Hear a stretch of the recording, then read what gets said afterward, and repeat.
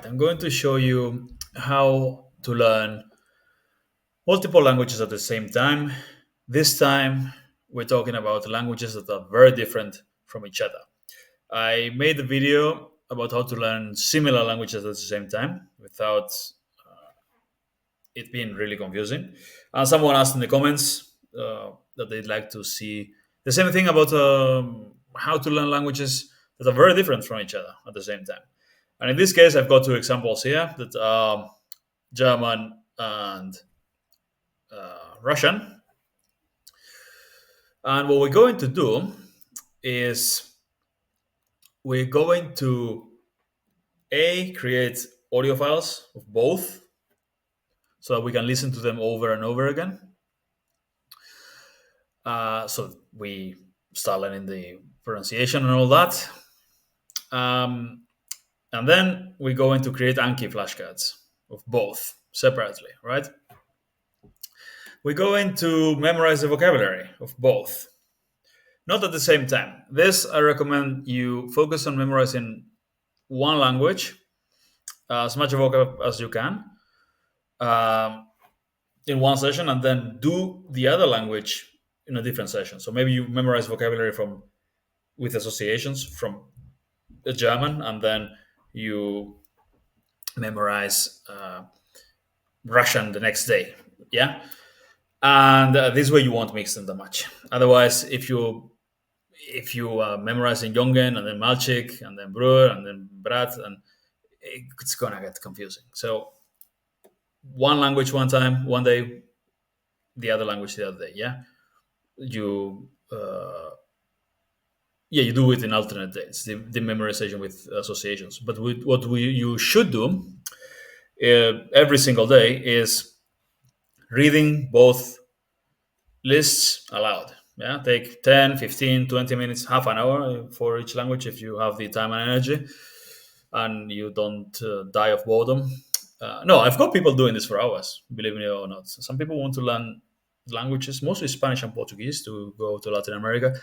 And believe it or not, I mean, you should believe it, the people who are willing to pay the most for coaching are those who are also willing to do the hardest work. Yeah, it's people who usually people who have discipline and hard working. They don't ask many questions of no, it's just what do I need to do? Okay, let's do it.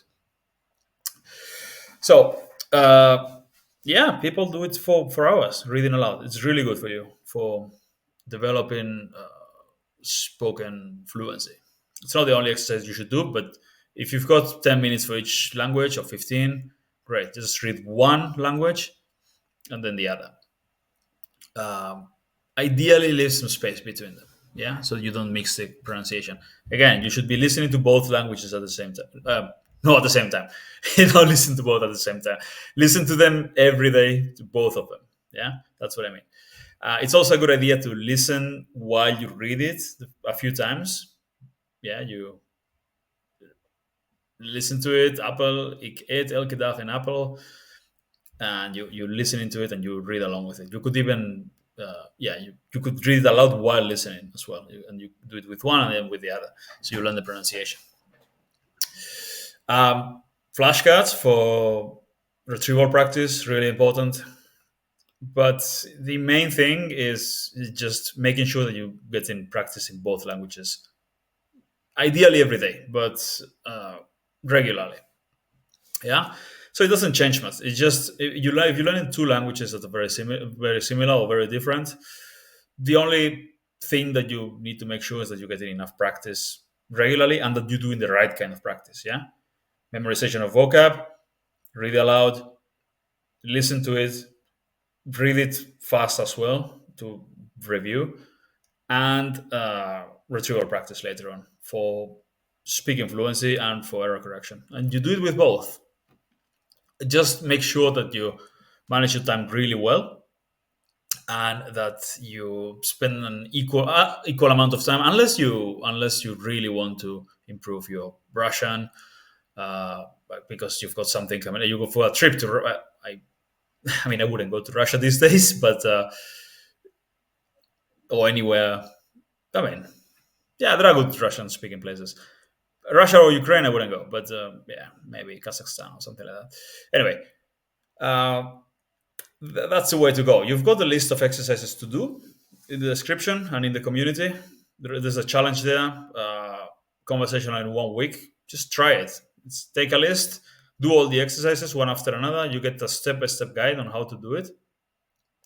And send me a video if you manage to do it, and you'll get a reward.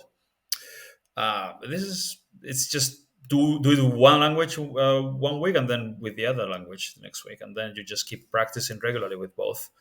This is also something that I highly recommend doing.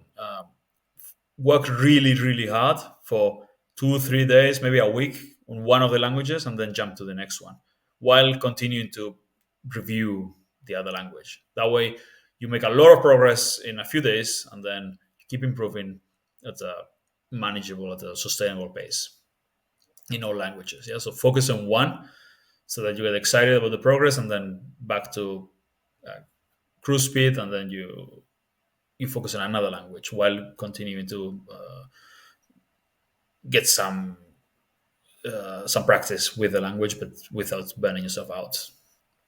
It's mostly a matter of time, of managing your time, and that's it. Really, do the exercises, just managing your time. By the way, I don't know if you. I'm going to make sure if you watch the whole thing. I've been calling this German the whole time. I've been messing with you. This is Dutch. It's not German. They look similar, but they not the same. Yeah. Anyway, give it a like, share all that stuff, and check out the natural language learning community.